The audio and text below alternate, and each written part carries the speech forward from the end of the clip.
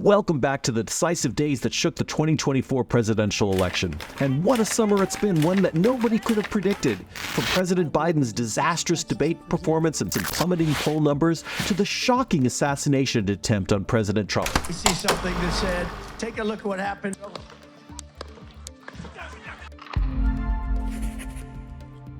This summer has been a series of seismic shifts in the political landscape. Donald Trump's brush with death turned him into a martyr for his supporters, momentarily revitalizing his campaign. But as the dust settled, the cracks in his armor began to show. Meanwhile, VP Kamala Harris, stepping into the void left by President Biden, electrified the Democratic National Convention. What was expected to be a somber event turned into a celebration of new beginnings, with Harris promising a future that neither Donald Trump nor Joe Biden could deliver. Donald Trump, once riding high after his RNC nomination and the boost from the assassination attempt, now finds himself struggling to regain momentum.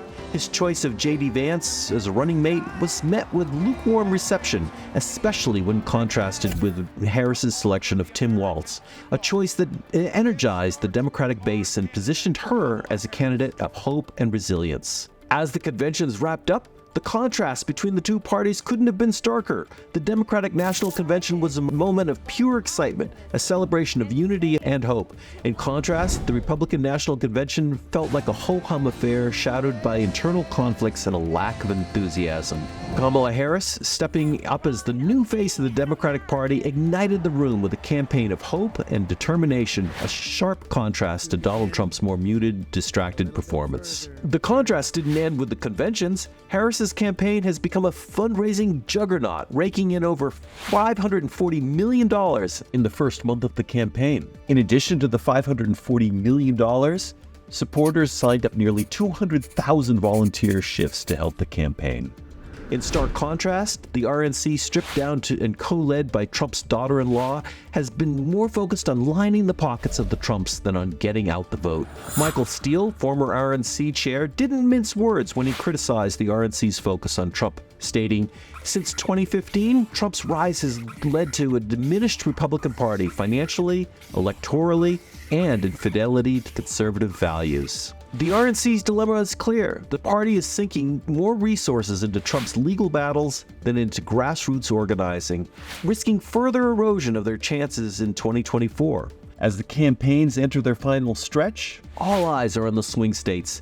These 7 states will once again be the battlegrounds where this election is decided. Despite Harris's national lead in the polls, the reality is that this race is neck and neck in these critical states. Jen O'Malley-Dillon, VP Harris's campaign manager, says, "Look, make no mistake, we head into the final stretch of this race as the clear underdogs. This race will remain incredibly close, and the voters who will decide this election will require an extraordinary amount of work to win over."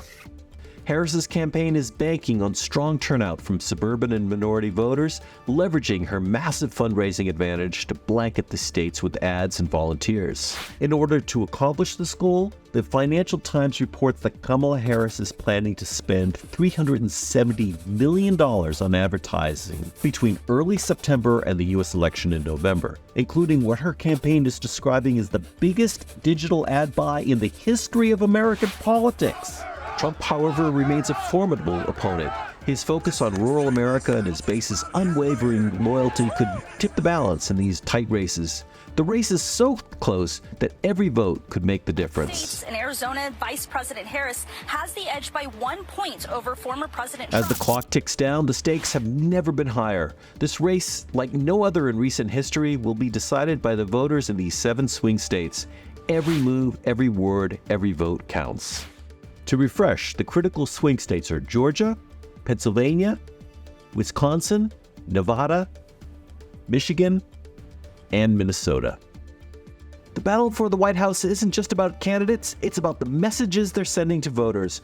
Harris, alongside Walz, has adopted the mantle of joyful warriors, offering a message of hope and resilience. What kind of country do we want to live in? There are some people who think we should be a country of chaos, of fear, of hate. But us, we choose something different. We choose freedom. Freedom, freedom, Just 2 days after Kamala Harris announced her candidacy for the presidency, she practically stumbled into a viral rallying cry for the campaign in West Allis Central High School auditorium in Wisconsin, when she distinguished between her approach and that of her opponent, Donald Trump. But we are not going back. We are not going back. Not going back. We're not going back. We are not going back. The audience loved it and chanted it back to her. Like her chant for freedom, it's general enough that people know what it means, but it's not so specific as for her to get pigeonholed into a policy-specific question. And we're not going back.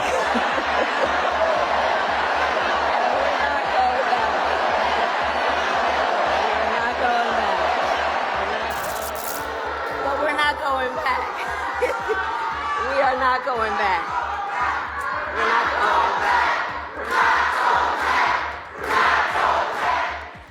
Trump, on the other hand, is sticking to a strategy that has served him well in the past, stoking fears about immigration, crime, and economic insecurity.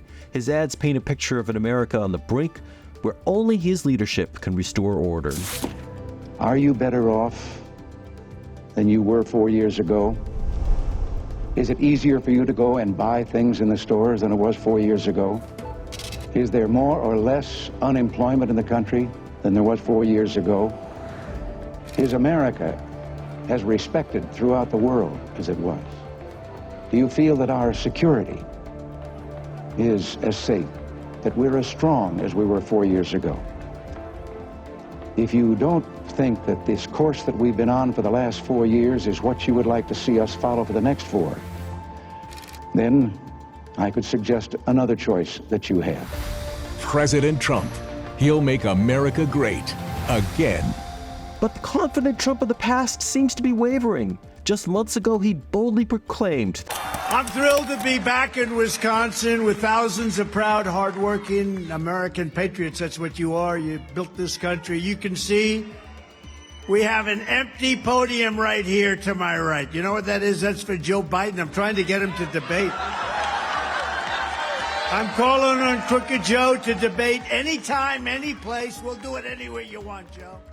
Now, with the first debate against Kamala Harris looming on September 10th, his tune has changed. On August 25th, Trump wrote on Truth Social that ABC was fake news, and it was a panel of Trump haters, and he asks, why would I do that debate against Kamala Harris on that network?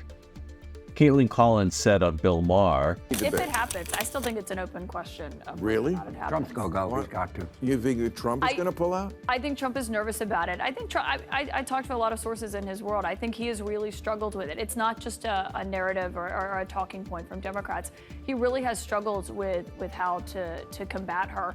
And I think going into that debate, he does not really want to do it. I think it's difficult, if not impossible, for him to pull out because his campaign manager had cards printed that said anywhere, anytime, any place. this sudden hesitation marks a stark contrast to his earlier bravado. It highlights how much the dynamics of the race have shifted. The once dominant figure now appears uncertain as Harris continues to gain momentum. The September 10th debate could be a defining moment in this election, a chance for Harris to solidify her position as a formidable contender and for Trump to regain his footing.